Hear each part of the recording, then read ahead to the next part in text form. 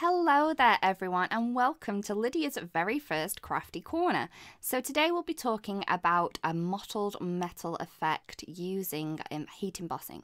So this is the card that I'm going to be making. I have made a few others that I'll show at the end of the video so you can get a different look as well.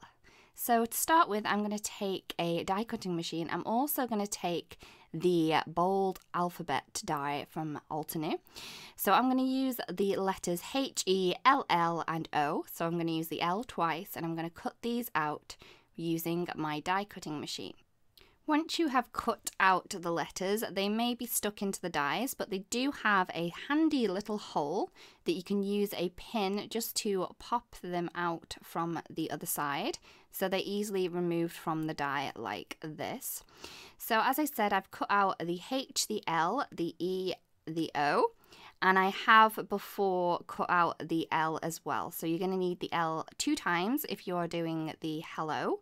Or if you're doing love, you will only need to cut the letters once unless you wanted to stack them up, and then you could cut them multiple times. I do love that you can cut these out so quickly and easily, and they're all cut perfect, and you can then stack them up if needed to. So I'm going to take 4 different colours of embossing powder from Altenew. So I've got the antique gold, antique silver, platinum and rose gold. So I'm going to be using these on my die cuts. I only used 3 of them on this one, but I have used 4 of them before, so you can use them that way. I would recommend making like a little swatch on the top of your embossing powders, because the powder inside the pot doesn't look as it does once you have heat set it. So this is a little tip that I do recommend, and it does look pretty right on top of the pots like that. So to heat emboss these, I'm going to add them onto some painter's tape. I have the painter's tape so the sticky side is up, so I can then add my letters on. To do this, it just helps so you're not going to burn your little fingers when you are doing your heat embossing. So I'm going to take some embossing ink. Unfortunately, I don't have my Altenew embossing ink just yet, so I have just used the ones I had to hand, but I really can't wait to get my hands on the Altenew embossing ink so I can try that one out and give it a go. So to start with, I'm going to use the platinum. So this is from the new October release, and I am going to just dump this all over my inked up letters. It will stick to the painter's tape as it's sticky, but I'm not going to worry about that too much, and I'll show you how to get rid of those little edges later on. So you're going to want to make sure your heat tool is nice and hot before applying any heat to your letters, because you don't want them to bend and bow too much. But as the Altenew embossing powder does heat up really, really quickly, I don't seem to have too much of a problem with it anyway if it's not heated up to full capacity, as they say.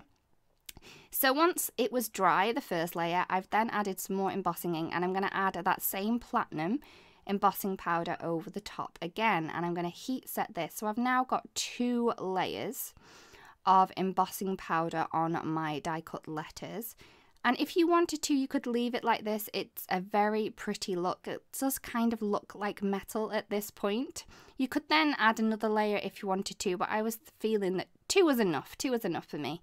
So I'm just going to add 2 layers, and then I'm going to add my mottled effect. So to do this, I'm just heating up those letters again. I haven't added any ink or any embossing powder or anything else to it. I've just heated it up, and now we're going to sprinkle in different colours of embossing powder. So this one here is the antique gold. Yes, antique gold. So I'm just heating up the letters, sprinkling it in bits, and then heating it up again. Because you've already heated it up, it will kind of grab on to the powder. It won't melting completely straight away, so you are going to need to go over it quickly again with the heat tool just to make it blend in to the embossing powder that is underneath it. So this is what's going to give us the mottled effect. So this is the antique gold, and once I have done this layer, I'm then going to move on to the rose gold. So I'm just going to heat up my letters again, sprinkle a little bit more of the powder in, and then heat it again. So this will set it all in, and it's going to give it a smooth effect. It's not raised in the places that I've added a little bit more, because it's all kind of evened itself out. So you don't need to worry about not having flat letters if you didn't want them. They are going to be nice and flat, but you are going to get the mottled metal effect, kind of like it's aged. So I'm just finishing off this H here. A little bit more, I think, and then heat set it, and we're good to go. You're going to need to make sure this is completely dry before you remove this from the tape, because it has number of layers of embossing powder on it. It does take a little bit longer to dry than usual. So once it is dry, then you're going to want to remove it from the tape. And like I said, the tape may have held on to that embossing powder, so you may get little pips around the edges. All you need to do is take a little mini file or maybe a nail file and just get rid of it. Just file it off, and then you will have your perfect letters yet again. So there we go, and you can see all the different colours of embossing powder in there, and I think that it's a really, really pretty look. So once I've finished the letters, I'm then going to move on to the rest of the card. I'm going to use the Blooming Bouquet stamp set, and I'm going to use this large image from the centre. I just want a simple background to place on my letters so that they're the star of the show. Seeing as though we've spent a little bit of time on them, I don't want to take anything away from them. You could, if you wanted to, just go for gold on the back of your card. It's up to you, but I really wanted to just show you how these letters can shine on their own.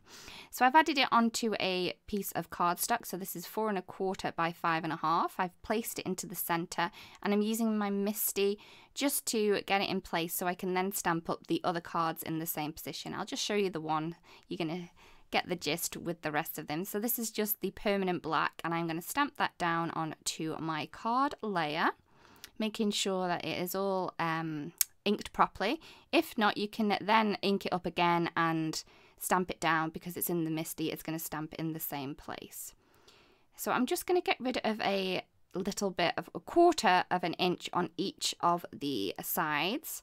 I'm doing this because I want to place it onto a card blank of the same colour of the ink that I've used. So it just adds a little bit more interest to the background rather than just popping this onto a card and then just leaving it as is. So I just wanted to take a bit more of that colour from the ink into the background, so that's why I've just chopped off a little bit of the edges. So I'm just adding this on to a card blank. Like I said, this is jet black card from Altenew, and because I've used the black ink, I wanted to use the same. So I'm just popping that on, just leaving a different, the same size border on each side. So I'm popping my letters on now. I am going to pop these flat so it can go through the mail really, really easily. To get these nice and straight, what I'm going to do is I'm going to line it up onto a grid, my cutting mat on the back, with a ruler. So I've just added the ruler into place using the grid lines behind. You could use a piece of like lined paper if you don't have a grid on your cutting mat.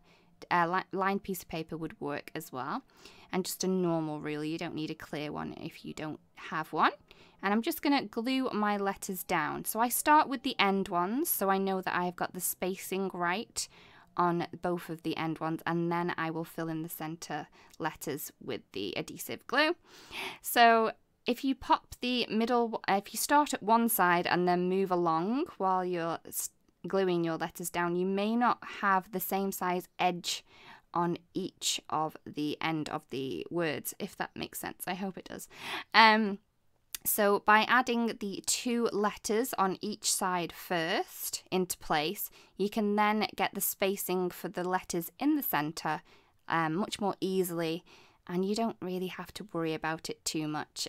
It kind of helps you out putting them 2 letters in first. So I'm going to pop in all of my other letters. I am using a wet glue. I find that a wet glue helps me with this kind of technique with adding letters, because I can then just move them about if I need to. A little bit of wiggle room and a little bit of wiggle time never hurts anyone. So I've added the H, the O, the LL, and I'll now be adding the E to finish. Once you have added all your letters down, because I'm using wet glue, you may want to pop down something that's going to keep them into place. So like a block, a clear block, which I use. It will keep your letters flat while they're drying, so they're not going to move anywhere. and it's just going to keep them nice and flat to dry. So here are the variations I have. So this is the black one that we've just done. We've used the platinum, the rose gold, and also the antique gold embossing powders on there. So you can see that one close up. Okay. And then the next one, I've went for more of a grey muted tone. I've used silver, platinum, and a little bit of rose gold on the letters, and I've used evening grey for my inking of the blooming bouquet, and a little bit of pale or grey for the cardstock. And this one here, I went navy. I am a navy girl, and this one happens to be my favourite. I've used all of the colours of the embossing powders on the letters. I did use a base of silver and then popped on all of the other colours, and I do think this one is really rather pretty. So I think this one's my favourite. And there we go. So I hope you enjoyed this video, and I really do hope that you give the Mottled Metal heat embossing a try, and I'd love to see what you come up with. We would love to see it all to new. So thank you so much for watching again, and I will see you again next week with another edition of Lydia's Crafty Corner. See you then. Bye bye.